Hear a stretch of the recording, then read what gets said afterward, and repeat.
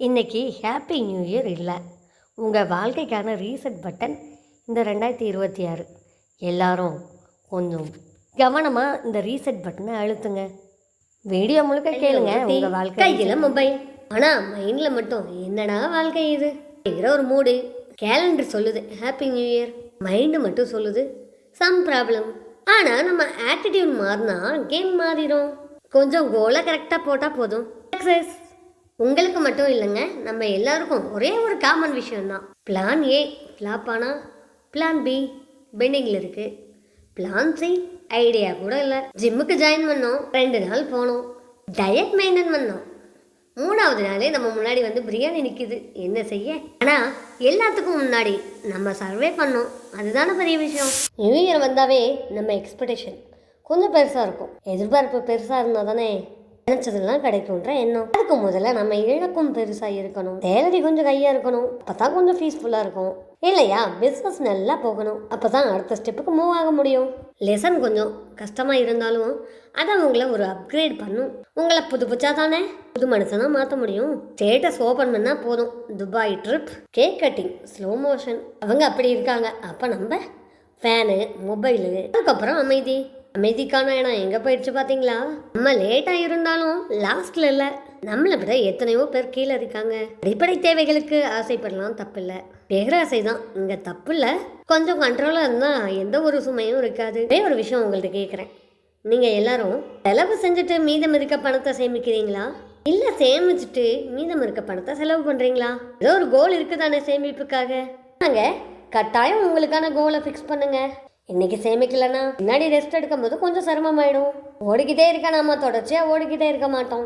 கொஞ்சம் ரெஸ்ட் வேணும் தானே. எத்தனையோ வயசான பாட்டிகளையும் தாத்தாக்களையும் நம்ம பார்க்குறோம், தங்களுக்கு தெரிஞ்ச வேலையை செஞ்சு ரொம்ப சிரமப்பட்டு இருக்காங்க. அவங்க தன்னம்பிக்கையை பாராட்டலாம், ஆனால் இந்த வயசுல அவங்களுக்கு ஓய்வு தேவை அப்படிங்கிறது ரொம்ப முக்கியம். நம்ம கொஞ்சம் ஸ்ட்ராங்காக இருக்கலாம், கொஞ்சம் கான்ஃபிடென்ஸாக இருக்கணும். நான் என்னென்ன தேவைக்கு செலவு செய்வேன். BMW கூட இல்லாமல் இருக்கலாம், ஏன் பீச் ட்ரிப்பு கூட இல்லாமல் இருக்கலாம், ஆனால் நிம்மதி வேணும்ல. மன அழுத்தம் இல்லாமல் இருந்தாவே அதுவே பெரிய சந்தோஷம். அதுவும் இல்லாமல் நம்ம இப்போ சரியான சேமிப்பு இல்லாமல் இருந்தோன்னா எப்பேற்பட்ட உறவுகளாக இருந்தாலும் தெரிஞ்சவங்களாக இருந்தாலும் உதவின்னு போய் நின்னா நம்மளை உதச்சி தள்ளுறாங்க, உதறி தள்ளுறாங்க. வந்துட்டாயா நம்மக்கிட்ட கடன் கேட்க, இவன் ஃபோனை அட்டன் பண்ணலாமா வேண்டாமா?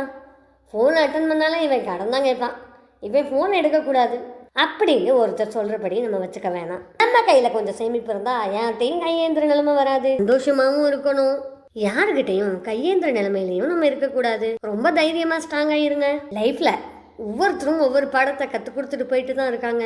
அதை கண்டெல்லாம் நம்ம பயந்துட வேண்டாம். நம்ம ஸ்ட்ராங்காக இருக்கும்போது எவ்வளோ பெரிய சூறாவளியாக இருந்தால் என்ன, ஒரு கை பார்த்துடுவோம்.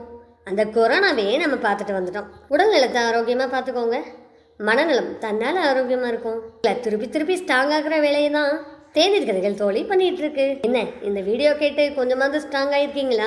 அப்போ வீடியோவுக்கு ஒரு லைக் போட்டுடலாம். இதை நண்பர்கள் எல்லாம் தெரிஞ்சுக்கணும் அப்படின்னு நினைக்கிறீங்க தானே? அப்போ உங்கள் நண்பர்களுக்கு ஷேர் பண்ணுங்க. நம்ம மாறினா மட்டும் பத்தாது, நம்ம நண்பர்களுக்கும் மாற்றங்கள் தேவை தானே. ஒரு ஷேர் தானே பண்ணி விடுங்க.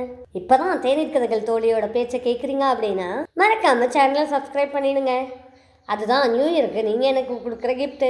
நான் உங்களுக்கு கொடுத்த கிஃப்ட்டு உங்களுக்கு பிடிச்சிருக்குல்ல, சின்ன மோட்டிவேஷன். மிக்க மகிழ்ச்சி. இப்படியும் எல்லாருக்கும் சொல்லிக்கிறேன், ஹாப்பி நியூ இயர். சந்தோஷமாக தொடங்கியிருக்கோம், அடுத்த இயர் 2 வரைக்கும் இந்த சந்தோஷம் நிலைச்சிருக்கும். ஆடம்பரம் இல்லை, ஆர்ப்பாட்டம் இல்லை, இந்த நாள் மட்டும் இல்லை, இந்த வருடம் முழுக்க உங்கள் வாழ்க்கையில் சந்தோஷங்கள் நிறைஞ்சு இருக்கட்டும். ரொம்ப ஸ்ட்ராங்காக இருங்க, எது வந்தாலும் பார்த்துக்கலாம். நம்மளை மீறி என்ன நடந்துட்டு போகுதுன்னு இருங்க தைரியமாக. ஹாப்பியாக என்ஜாய் பண்ணுங்கள்.